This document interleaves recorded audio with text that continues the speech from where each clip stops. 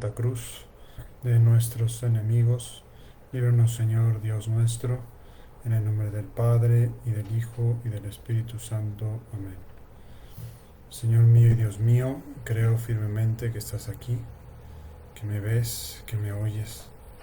Te adoro con profunda reverencia. Te pido perdón de mis pecados y gracia para hacer con fruto este rato de oración. Madre mía Inmaculada, San José, mi Padre y Señor, Ángel de mi guarda, interceded por mí.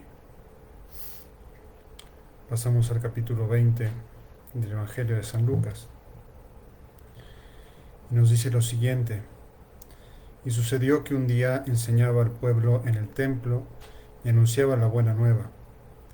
Se acercaron los sumos sacerdotes y los escribas junto con los ancianos y le preguntaron: dinos, ¿con qué autoridad haces esto? ¿O quién es el que te ha dado tal autoridad? Él le respondió: también yo os voy a preguntar una cosa. Decidme, ¿el bautismo de Juan era del cielo o de los hombres? Ellos discurrían entre sí: si decimos del cielo, dirá, ¿por qué no le creísteis? Pero si decimos de los hombres, todo el pueblo nos apedreará, pues están convencidos de que Juan era un profeta. Respondieron, pues, que no sabían de dónde era. Jesús entonces les dijo: tampoco yo os digo con qué autoridad hago esto. Es una enseñanza en la que nos transmite nuestro Señor Jesucristo, de no dejarse amedrentar por los poderosos, de, digamos, ponerse como al tú por tú.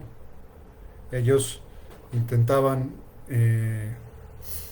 pues, como eso, obligarlo a que le respondiera, y Jesús dice: no, espérate, o sea, a ver, respóndanme ustedes, como diciendo: no me van a obligar ustedes a que les responda, yo voy a decir lo que yo quiera decir y no me voy a poner a su disposición, ¿no?, para satisfacer las dudas que puedan tener.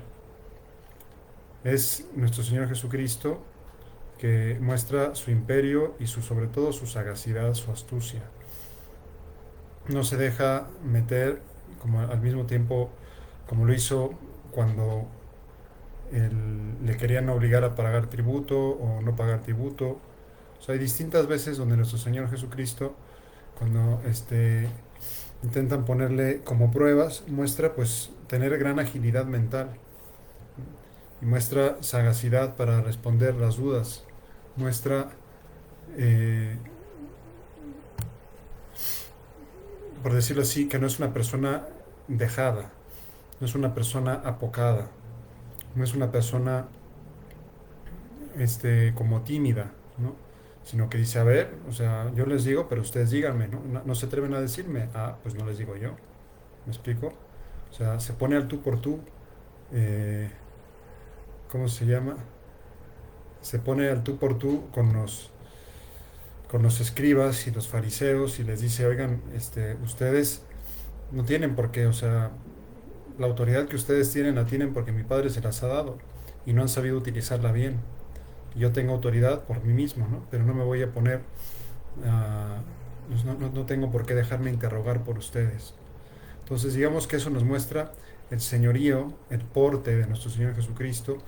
Y luego, repito, su agilidad mental, su capacidad argumentativa, su capacidad retórica, su capacidad de que obviamente, pues como perfecto hombre, con toda la inteligencia, con toda la inteligencia que le llenaba, pues era lógico que pudiera hacer eso. Pero a mí me gusta mucho cómo nuestro Señor Jesucristo no es dejado, no se deja encajonar como no se empequeñece ante los escribas y los fariseos, los sumos sacerdotes, sino que se les pone al tú por tú y les pone el dedo en la llaga, porque sabe cuáles son sus puntos flacos, sabe cuáles son sus puntos débiles, y usa eso en su favor. Y usa eso en favor de que le dejen predicar la palabra de Dios. Pues de eso podemos aprender nosotros, ¿no? De saber utilizar toda nuestra capacidad humana, nuestra capacidad argumentativa, nuestra astucia humana. San José María le llamaba la pillería sobrenatural, el ser un poco pillos. ¿Para qué? Para defender los derechos de Dios, ser un poco pillos. ¿Para qué? Para difundir la palabra de Dios.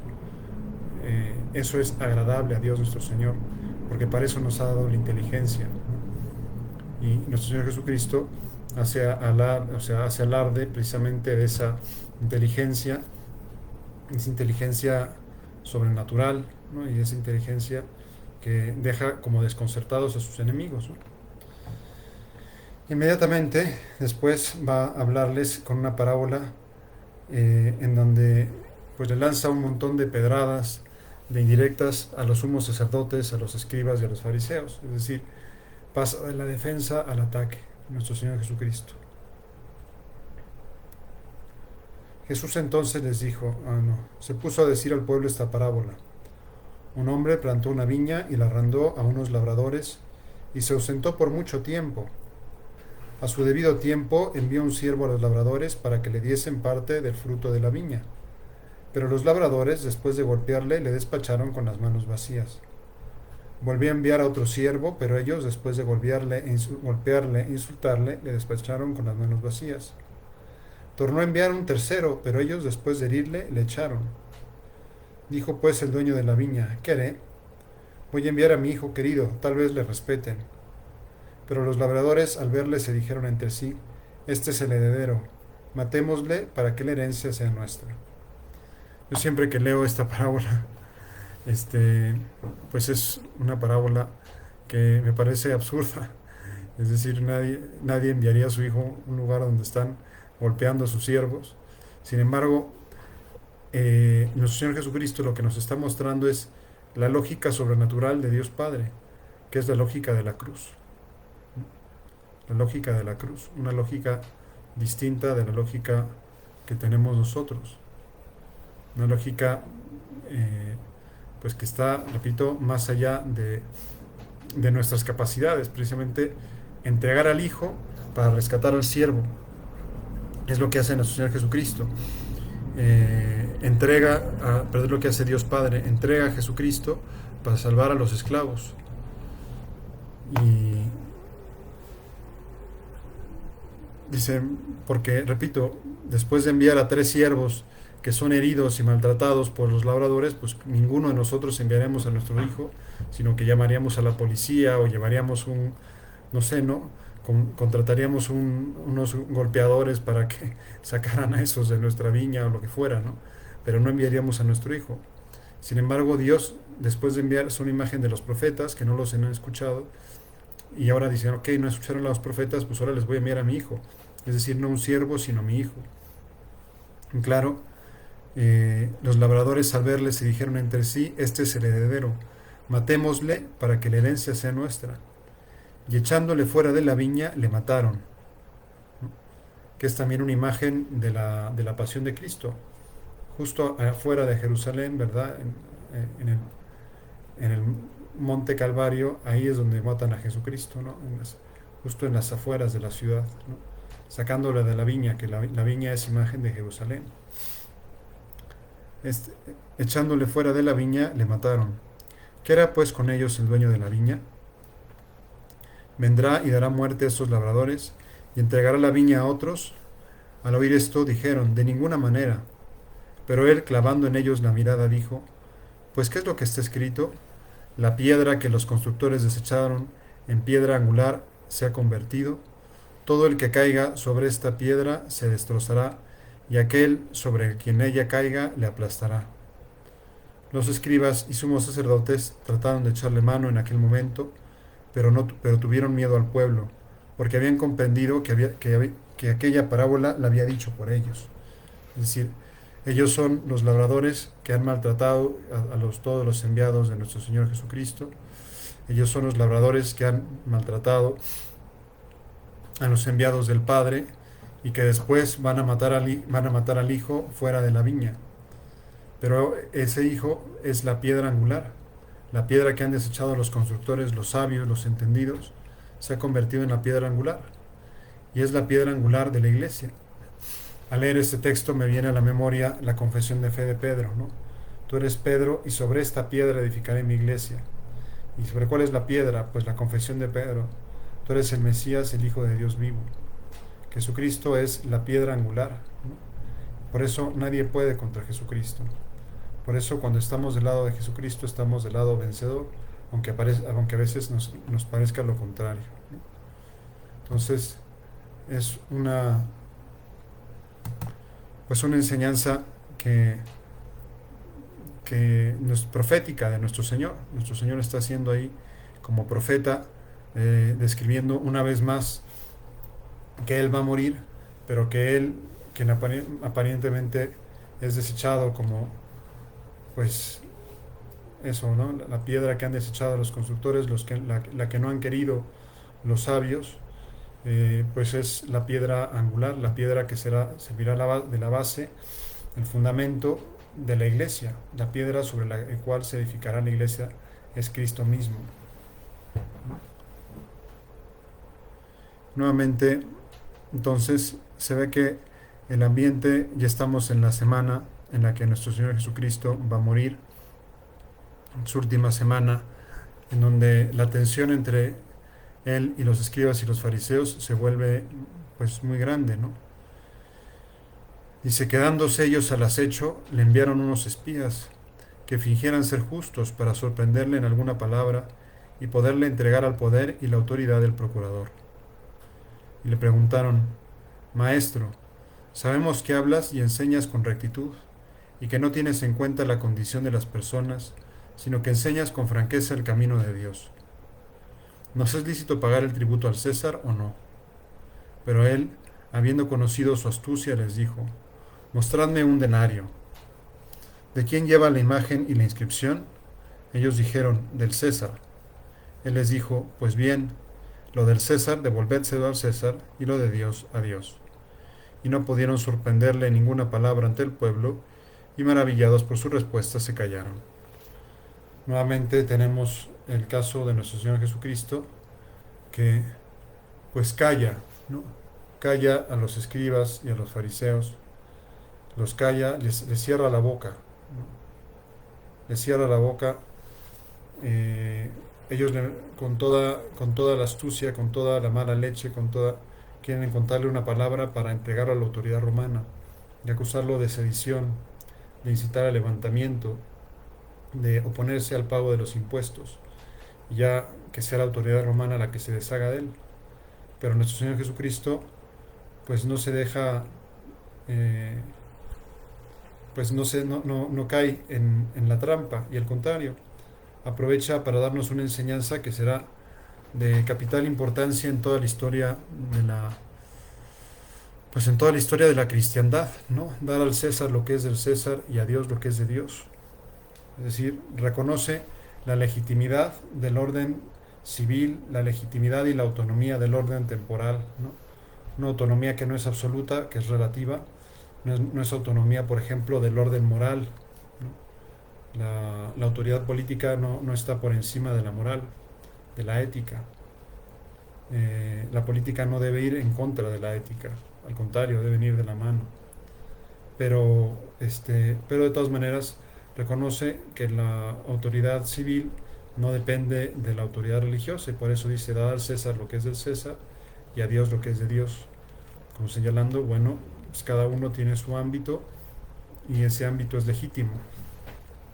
Y de ahí, ¿verdad? Ya después será aquello más desarrollado por San Pablo y San Pedro en sus cartas, ¿no? El deber de rezar por las autoridades, el deber de respetar la autoridad, el entender que toda autoridad viene de Dios, pues todo eso será como un desarrollo de esta idea de nuestro Señor Jesucristo, de dar al César lo que es del César y a Dios lo que es de Dios.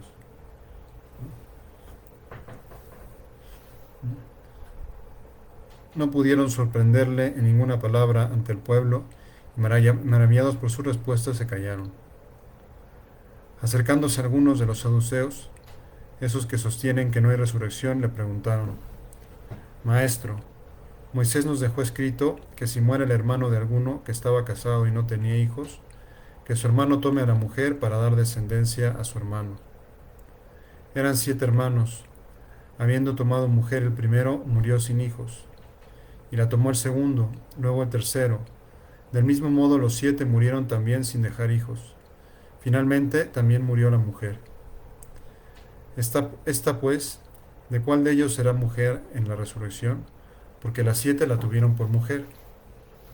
Jesús les dijo, los hijos de este mundo toman mujer o marido, Pero los que alcancen a ser dignos de tener parte en aquel mundo y en la resurrección de entre los muertos, ni ellos tomarán mujer, ni ellas marido, ni pueden ya morir, porque son como ángeles y son hijos de Dios, siendo hijos de la resurrección.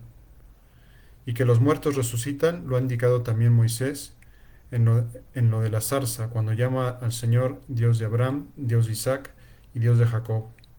No es un Dios de muertos, sino un Dios de vivos, porque para Él todos viven. Eh, algún, después dice, algunos de los escribas le dijeron, Maestro, has hablado bien, pues ya no se atrevían a preguntarle nada.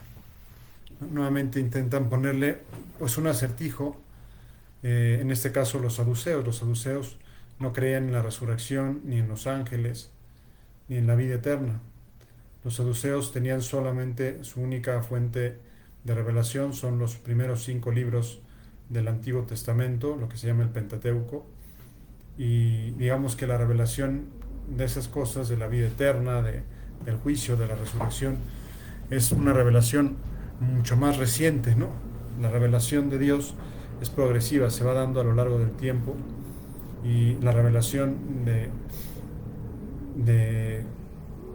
pues de esas verdades, ¿no? Sobre todo de la resurrección de los muertos, es de las últimas cosas que se revelaron en el Antiguo Testamento.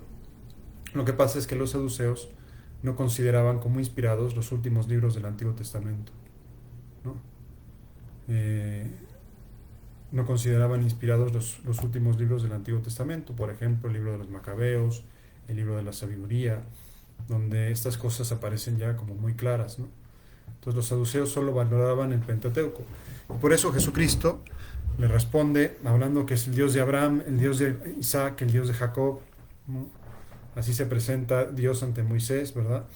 Es decir, le responde con lo que ellos consideraban como autoritativo, como valioso, como, pues sí, lo que ellos consideraban como una parte importante de la verdad, ¿no?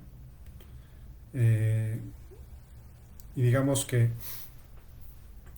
les habla en su propio idioma, y es muy bonito en ese caso ver cómo Jesucristo, pues para predicar la palabra de Dios, para dar la doctrina, se pone a la altura de su interlocutor. O sea, los saduceos sinceramente no creían en la resurrección de los muertos y dan ese argumento. Y Jesucristo les responde en sus términos, les responde basándose en el Pentateuco, que era lo que ellos aceptaban como palabra revelada, basándose en Moisés, basándose en Abraham, Isaac y en Jacob, que era lo que los saduceos reconocían. Y al mismo tiempo nos transmite una enseñanza pues muy valiosa sobre cómo será la vida después de la muerte. En ese sentido, pues nos viene muy bien reflexionar de vez en cuando, pensar cómo será la vida después de esta muerte, de esta vida, ¿no? Y nuestro Señor Jesucristo nos da como una clave. Dice,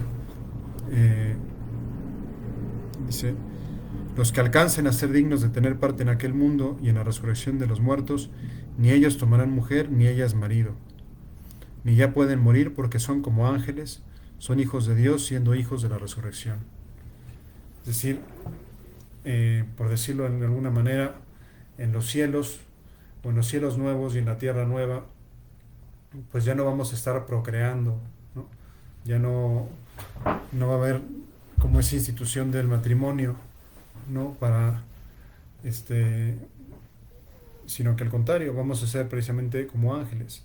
No quiere decir eso que si toda la vida he amado a mi mujer o toda la vida he amado a mi marido, en la otra vida me vaya a ser indiferente. Al contrario, ¿no? Como explicaba San José María conversando con San Pedro Poveda, consideraban que en el cielo, y son 2 santos, ¿verdad?, que tienen esta opinión, o sea que es muy, muy factible que así sea, encontraremos todos los amores nobles que hayamos cultivado aquí en la tierra, ¿no? Despojados de toda brizna de egoísmo, de toda brizna de amor propio, ¿no? Entonces en el cielo encontraremos todos los amores nobles, ¿no? Lo que pasa es que, pues por ejemplo, ¿no? Si una persona se casa 2 veces porque enviuda y se vuelve a casar, bueno, pues en el cielo se encontrará con sus 2 maridos o con sus 2 mujeres, ¿no? Y no habrá celos, no habrá, ¿no? Porque todos estarán como muy ocupados dándole gloria a Dios, ¿no? Todos estarán muy ocupados dándole gloria a Dios y no tendrán esa preocupación de tener, o sea, no va a haber vida conyugal, por decirlo de alguna manera, en la otra vida, ¿no? ¿Por qué? Porque seremos como los ángeles, ¿no? Es una enseñanza, pues, muy bonita de nuestro Señor Jesucristo sobre la otra vida, ¿no? Y claro, los escribas le dijeron, Maestro, has hablado bien. ¿Por qué? Porque para los escribas y fariseos, en cambio, sí hay resurrección y sí hay otra vida, ¿no? Entonces era un motivo de pugna entre escribas y fariseos que en su momento San Pablo aprovechó muy bien para dividirlos, ¿no? Les preguntó Jesús, ¿cómo dicen que Cristo es hijo de David? Porque David mismo dice en el libro de los Salmos, dijo el Señor a mi Señor, siéntate a mi derecha, hasta que ponga a tus enemigos por escabel de tus pies. David pues le llama Señor. ¿Cómo entonces puede ser hijo suyo? Estando todo el pueblo oyendo, dijo a los discípulos, guardaos de los escribas que gustan de pasear con amplio ropaje y quieren ser saludados en las plazas, ocupar los primeros asientos en las sinagogas y los primeros puestos en los banquetes, y que devoran la hacienda de las viudas, socapa de largas oraciones, y ellos tendrán una sentencia más rigurosa. Es nuestro Señor Jesucristo. Primero les plantea la cuestión de que, pues, cómo les plantea una cuestión exegética, y no se la responde, se las deja, ¿cómo se llama? Se las deja planteada. ¿Cómo dicen que el Mesías era hijo de David si David le llama Señor? Dijo el Señor a mi Señor. Entonces, como señalando que él era más que David, ¿no? Que él era más importante que David, lo cual era muy importante, ¿no? David y Moisés quizá David, Moisés y Elías son las tres figuras más importantes, bueno, y Abraham, son las cuatro figuras más importantes del Antiguo Testamento, ¿no? Ahí los autores disputan, algunos colocan a David en primer lugar, otros a Moisés, en fin. Ya no me voy a poner en esa cuestión de los rankings, ¿no? De importancia, ¿no? Pero digamos que les plantea esa cuestión como para que se den cuenta, decir, oye, yo soy más que David, o sea, David es importante, pero yo soy más importante. David es rey, es el jefe de la dinastía, de su dinastía pero el Mesías va a ser más grande que el rey David. Claro, ellos no hallaban cómo responderle, ¿no? Dice, no menciona que les planteó el acertijo, pero no les dio la respuesta. Ellos se quedaron sin palabras, ¿no? Y luego les dice que se guarden de los escribas. Nos está haciendo una invitación a todos, ¿verdad? A ser humildes, ¿no? Ahora bien, qué difícil es ser humildes, qué difícil es vivir la virtud de la humildad, ¿no?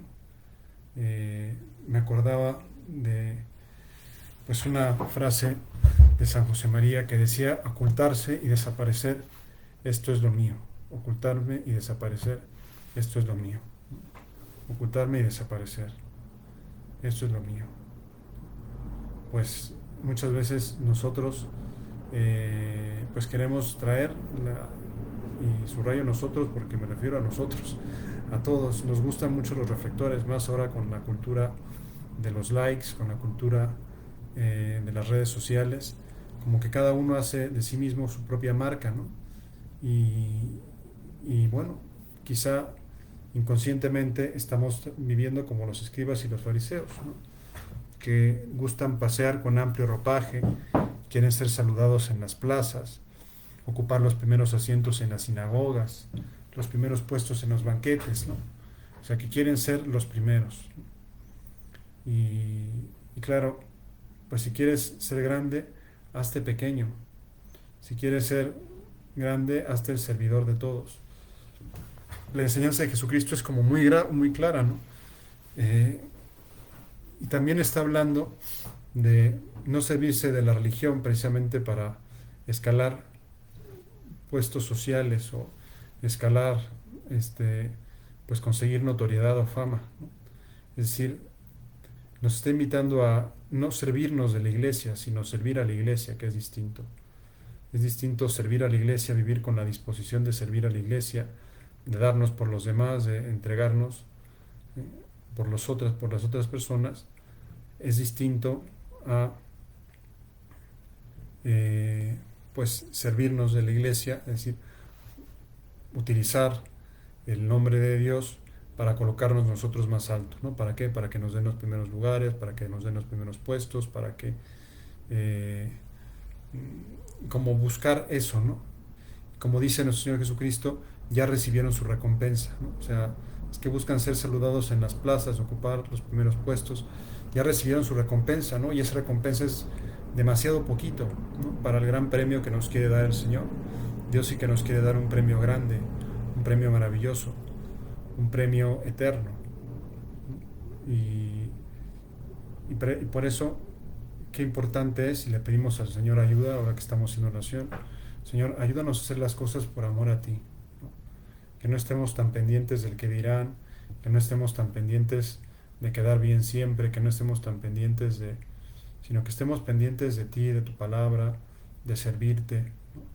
Y que, pues, en lugar de ocupar el primer lugar, el primer puesto, que tengamos como la humildad de ceder siempre ese primer puesto a otra persona, ¿no? Y así, si él, si nos lo dan a nosotros, pues uno lo recibe, ¿no? Pero no lo anda uno como buscando, ¿no? Como con hambre de primeros puestos, como con hambre de notoriedad, como con hambre de... Es una enseñanza, repito, pues muy valiosa de nuestro Señor Jesucristo, pero que pues nos impulsa a buscar la virtud de la humildad, ¿no? ¿Y qué es la humildad? Pues Santa Teresa de Jesús nos dice que la humildad es la verdad, ¿no? Es andar en verdad, ¿no? Y la verdad es reconocer pues que los dones que tenemos los hemos recibido todos de Dios y son para servirle a Él y para servir a los demás. No son para encumbrarnos nosotros, no son para ponernos un pedestal y sentirnos más que los otros, ¿no? Sino son precisamente para este, pues, ponerlos al servicio de los demás. Ahora, qué difícil es, repito, en esta cultura de la imagen, donde vivimos tan pendientes, ¿no? De cómo quedamos, nos tomamos una foto y le hacemos quién sabe cuántos filtros pues, para que quede bien, ¿no? Eh, pues, digamos, el- nuestro Señor Jesucristo nos invita a decir, mira, tranquilo, lo importante es lo que eres a los ojos de Dios, ¿no? Te acordarás de esa escena del santo cura de Ars, de que en un día le llegaron dos cartas, una le decía que eran un santo y otra que era un impostor, este, y él pues comentó, esta nada me da, esta nada me quita, soy lo que soy a los ojos de Dios y nada más. Y eso es lo importante, más que buscar los primeros puestos en la sociedad, más que buscar los primeros puestos en la notoriedad, lo que debemos de buscar es la voluntad de Dios. Y el qué dirán que nos debe preocupar es qué dices tú de mí, Señor, cómo me ves, ¿no? Y eso nos da una gran libertad de espíritu también. La humildad nos da una gran libertad de espíritu, una gran libertad interior, una gran independencia interior de las opiniones, de los juicios, de las... ¿Por qué? Porque las cosas las hacemos por Dios y cara a Dios, no cara a los hombres, ¿no? No quiere decir que seamos pues indiferentes a las otras personas, ¿no? O que vayamos ahí como patanes o como, no sé, no se trata, pues no me importa lo que los demás piensen de mí, ¿no? Como dice la canción de Maná, ¿no? Me vale lo que piense la gente de mí, esta es mi vida y yo soy así. O sea, no es una actitud cínica, ¿no? De que, bueno, pues voy a eruptar en la mesa porque me gusta, ¿no?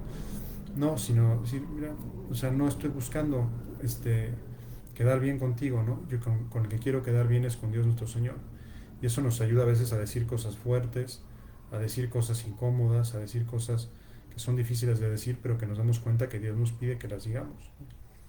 Es decir, ser instrumentos en las manos de Dios, ¿verdad? Y estar desprendidos de, pues, de las apariencias es una gran libertad interior que se consigue solo con la humildad, ¿no? Y por eso vamos a pedirle nosotros ahora en este rato de oración que está terminando a Dios nuestro Señor por intercesión de nuestra Madre Santa María, que estamos en vísperas de una fiesta suya muy grande, la Asunción de la Virgen, ella que fue llevada a los cielos, fue llevada hasta lo más alto del cielo, porque se humilló a sí mismo, porque fue la más humilde de las criaturas. Pues Madre nuestra, te pedimos que nos ayudes a ser humildes, a no buscar los primeros puestos, sino buscar fundamentalmente servir. Te doy gracias, Dios mío, por los buenos propósitos, afectos e inspiraciones que me has comunicado en esta meditación. Te pido ayuda para ponerlos por obra. Madre mía Inmaculada, San José mi Padre y Señor, Ángel de mi guarda, interceded por mí. Bien, pues muchísimas gracias por haberme acompañado. Si Dios no dispone otra cosa, mañana domingo aquí estaré por si me quieren acompañar. Que tengan un muy bonito domingo, día de la Asunción de la Virgen. Les encargo una oración por don Fernando Caris, el prelado del Opus Dei, que mañana cumple 50 años de haber sido ordenado sacerdote. Les doy la bendición. La bendición de Dios Todopoderoso, Padre, Hijo y Espíritu Santo, descienda sobre ustedes y permanezca para siempre. Que tengan bonito domingo.